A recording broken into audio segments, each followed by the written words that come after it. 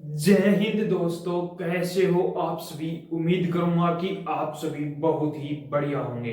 तो आज के इस वीडियो में हम बात करने वाले हैं बिहार बीएसटीसी स्टाफ नर्स 2025 की जो आपकी भर्ती थी, उसकी जो आपका एग्जाम है हो चुका है। अब बच्चे वेट कर रहे हैं कि सर इसके लिए जो एक एक्सेप्टेड जो कट ऑफ है वो हमारी यानी कि जो सेफ स्कोर क्या रहने वाला है, नॉर्मलाइजेशन हमें कितने मार्क्स तक का मिलेगा, कितने कैंडिडेटों ने एग्जाम दिया है और एग्जाम का लेवल है क्या रहने वाला है। तो पूरी डिटेल से इस वीडियो में हम बातें करने वाले हैं, तो वीडियो में लास्ट तक जरूर बने रहना।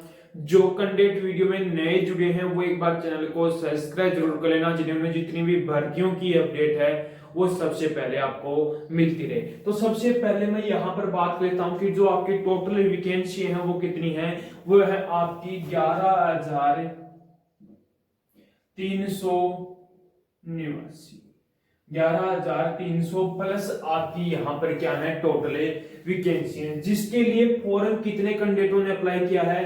तो यहाँ पर टोटल कैंडिडेट है वो 95,000 कैंडिडेटों ने यहाँ पर क्या किया है, फॉर्म में अप्लाई किया है। जिसमें से एग्जाम कितने कैंडिडेट ने दिया है, तो एग्जाम है वो लगभग 45,000 प्लस कैंडिडेट ऐसे हैं जिन्होंने क्या दिया था, यहाँ पर एग्जाम में दिया था। यानी कि लगभग आप 45,000 कैंडिडेट मान के चलो यहाँ पर, ठीक है।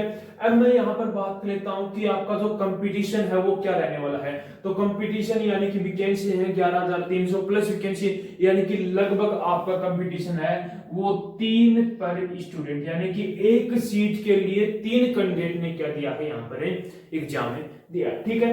अब मैं बात कर लेता हूं एग्जाम का लेवल। अब आपको पता है एग्जाम का लेवल किस पर डिपेंड करता है, कैंडिडेट पर डिपेंड करता है। जिस कैंडिडेट की अच्छी खासी तैयारी है वो एग्जाम का लेवल, उसको जो ये पेपर है वो क्या लगा था, इजी लगा था, और जिसकी तैयारी कम थी उसको क्या लगा, पेपर है हार्ड लगा था। तो यहाँ पर एग्जाम के लेवल की बात करूं तो मॉडरेट टू आपका हार्ड रहा। अब मैं बात करूं कि किस दिन आपका एग्जाम है वो मॉडरेट रहा, किस दिन आपका हार्ड रहा। तो आपकी 30 जुलाई के कि आपकी फर्स्ट और सेकंड 2 शिफ्टों के अंदर एग्जाम हुआ था। अब मैं बात करूं फर्स्ट शिफ्ट, तो 30 जुलाई की जो फर्स्ट शिफ्ट है वो क्या थी, आपकी हार्ड शिफ्ट थी, और जो सेकंड शिफ्ट थी वो क्या थी, आपकी मॉडरेट शिफ्ट थी, ठीक है। 31 जुलाई की बात करूं तो 31 जुलाई के अंदर दोनों शिफ्टें आपकी क्या थी, मॉडरेट थी। दोनों शिफ्ट आपकी क्या थी, मॉडरेट थी। अब 1 अगस्त की बात करूं तो 1 अगस्त की फर्स्ट और सेकंड शिफ्ट है। फर्स्ट शिफ्ट की बात करूं तो फर्स्ट शिफ्ट आपकी क्या थी, हार्ड थी, और सेकंड शिफ्ट आपकी मॉडरेट टू आपकी हार्ड रही है। और 3 अगस्त की आपकी एक ही शिफ्ट थी जो आपकी क्या थी, हार्ड थी, ठीक है। अब मैं यहां पर इनके अकॉर्डिंग यदि नॉर्मलाइजेशन की बात करूं तो जो आपकी मॉडरेट शिफ्ट है, जो आपकी मॉडरेट शिफ्ट है, यहां पर देख लेना, जो आपकी मॉडरेट शिफ्ट है उन शिफ्टों के अंदर आपको 2 से लेकर 4 मार्क्स तक का नॉर्मलाइजेशन में फायदा देखने को मिलने वाला है। और जो आपकी हार्ड शिफ्ट है, जो आपकी हार्ड शिफ्ट है उनकी बात करूं तो हार्ड शिफ्ट के अंदर लगभग 4 मार्क्स से लेकर 6 मार्क्स तक का आपको नॉर्मलाइजेशन में फायदा देखने को मिलने वाला है। यानी कि मिनिमम 4 मार्क्स और मैक्सिमम आपको 6 मार्क्स तक का नॉर्मलाइजेशन में फायदा देखने को मिलेगा। अब मैं बात करता हूं कि जो आपकी कट ऑफ होगी वो किस आधार पर होगी। आपका एग्जाम कितने मार्क्स का हुआ था, 100 का, यानी कि 100 क्वेश्चन थे, 100 मार्क्स का एग्जाम हुआ था। लेकिन आपकी जो कट ऑफ होगी वो 75 तो आपके किसके होंगे, जो आपने पेपर दिया वो है, प्लस जो 25 मार्क्स हैं वो आपके होंगे एक्सपीरियंस के, तब जाकर आपकी 100 नंबर की कट ऑफ होगी। यानी कि जो 100 क्वेश्चन है वो प्रत्येक क्वेश्चन 0.75 मार्क्स का किया जाएगा। कितने का, 0.75 मार्क्स का ये क्वेश्चन किया जाएगा। यानी कि 75 मार्क्स तो आपके पेपर के होंगे, और 25 जो मार्क्स हैं वो आपके क्या होंगे, इसके जो एक्सपीरियंस के आपके 25 मार्क्स से होने वाले हैं। टोटल 100 मार्क्स का आपका जो फाइनल कट ऑफ होगी वो 100 मार्क्स पर होने वाले हैं। अब हम बात कर लेते हैं कि जो आपकी एक एक्सेप्टेड यानी कि जो एक सेफ स्कोर क्या रहने वाला है। यदि आपके इतने मार्क्स बने हैं तो आपका सिलेक्शन है पक्का। तो वो आपकी एक सटीक कट ऑफ है क्या रहने वाली है, उस पर बातें करते हैं। आपकी एक्सेप्टेड जो कट ऑफ है वो क्या रहने वाले हैं, यहाँ पर हम विदाउट नॉर्मलाइजेशन की बातें करेंगे।